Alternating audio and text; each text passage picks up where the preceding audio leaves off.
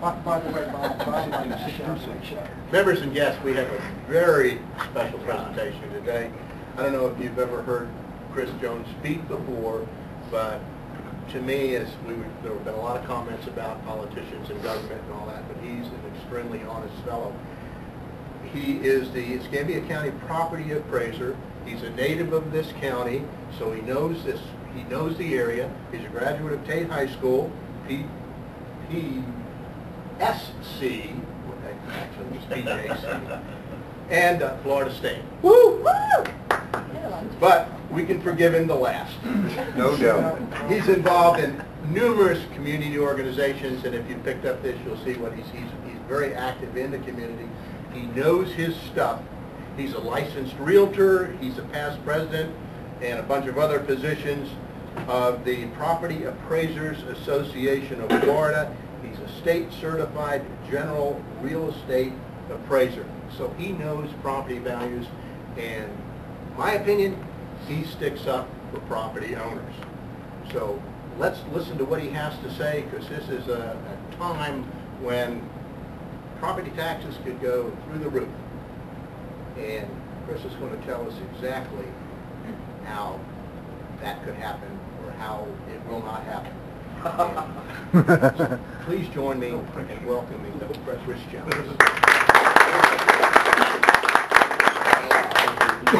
You know, sometimes it's smarter just to sit down and shut up after an introduction like that. You're way ahead of things.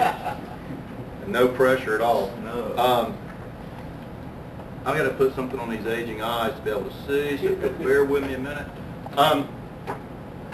My folks always say when I go somewhere, I used to not take anything, but they want you to leave with something, so it generates questions either here or their phone will ring.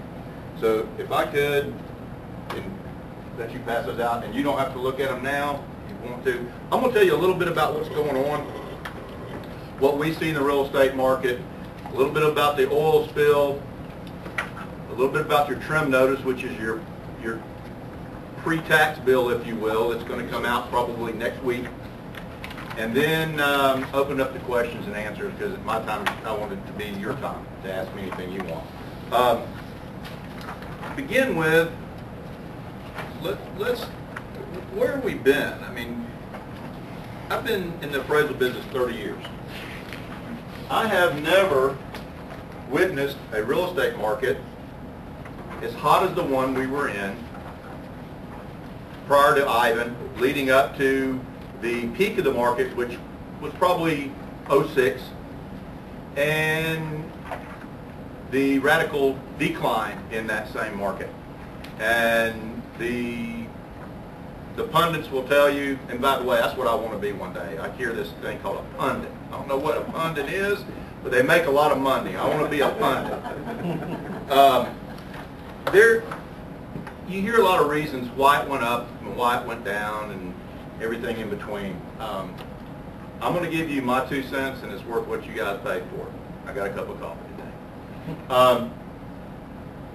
Let's back up to the 1990s. A lot of young people were investing in the NASDAQ. And you could put the NASDAQ stock market on that wall. We could grab those darts and we could throw it. And you would get, it didn't matter where you hit, you'd get a 30% return. So these young folks said, wow, I don't know what my folks have been doing, but this stuff's easy. And they made lots of money.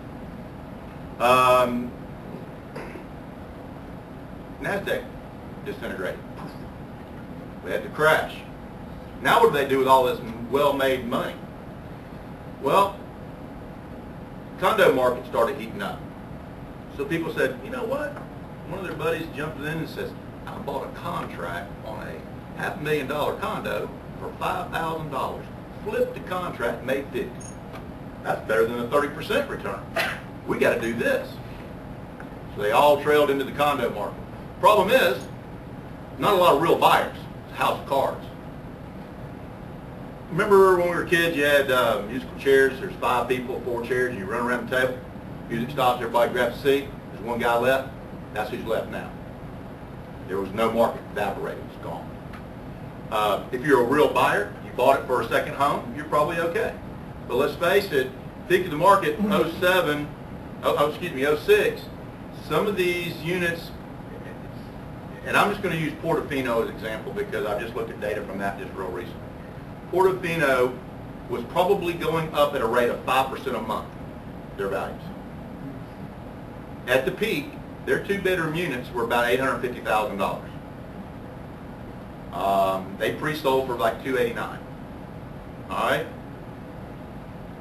Fast forward to today, those units are, I've seen them listed for $280,000. I've seen a sale at $275,000, and this is all furnished. So you can figure it's probably $20,000 worth of personal property inside there. What does that all mean? Well, it means that these people that bought as an investment for $850,000 will probably not, if they're close to my age, never in their lifetime will they ever see what they paid for.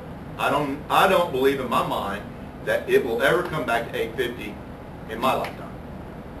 So what are they going to do? If you're a business person, and most of you are, you're going to say, come get your keys. It's yours.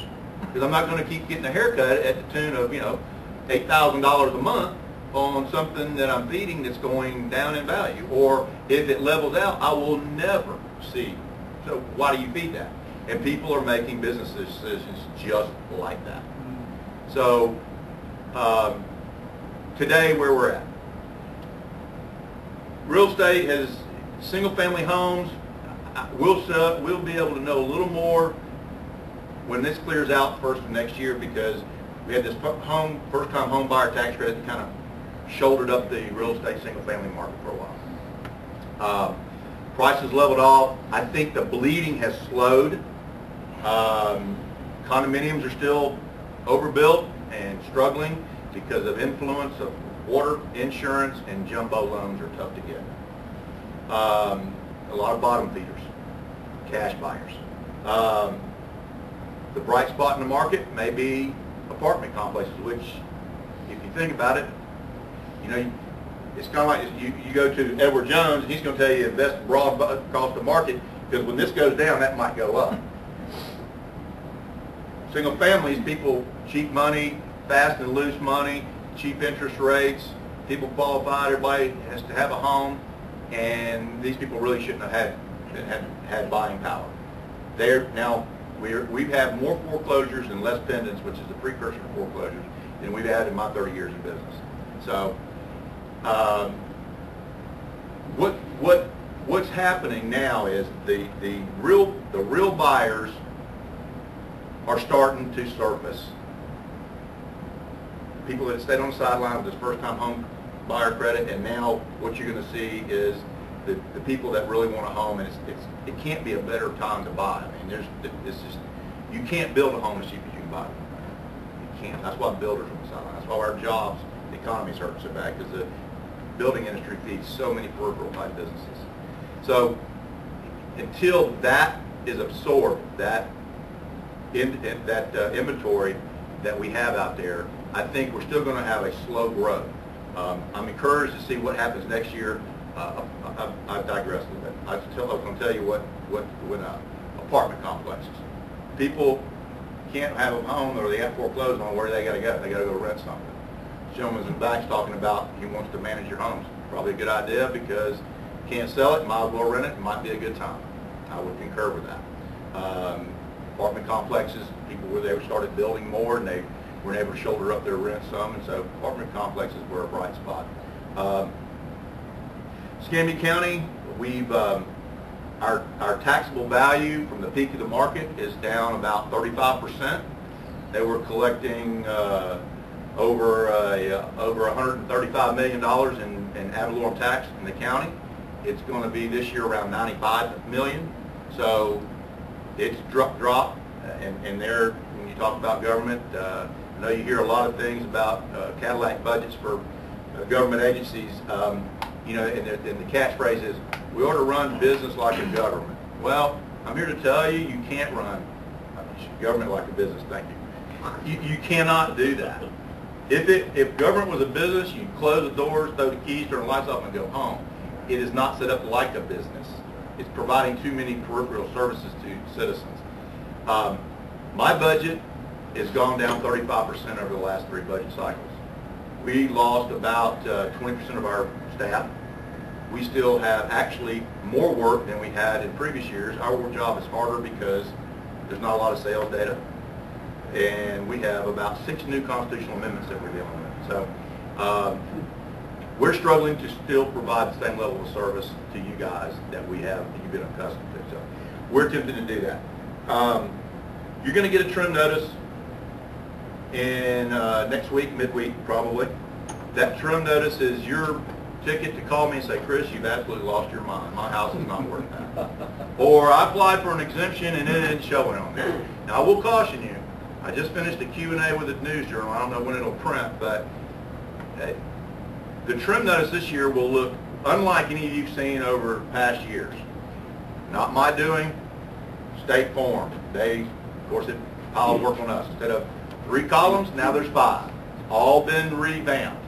I expect, and I was telling David a minute ago, we were going to have, our phone volume is about 400 a day. It will probably go to about 2,000 a day when these hit the mail. We sent out about 180,000. This year could be even more problematic because the new form. What is this? I don't understand it. Also on your form, you're going to see, most of you own your home probably, and you know about Saver Homes. Once you sign homestead, your home, the value is capped at 3% a year or the CPI, whichever is less on an annual basis.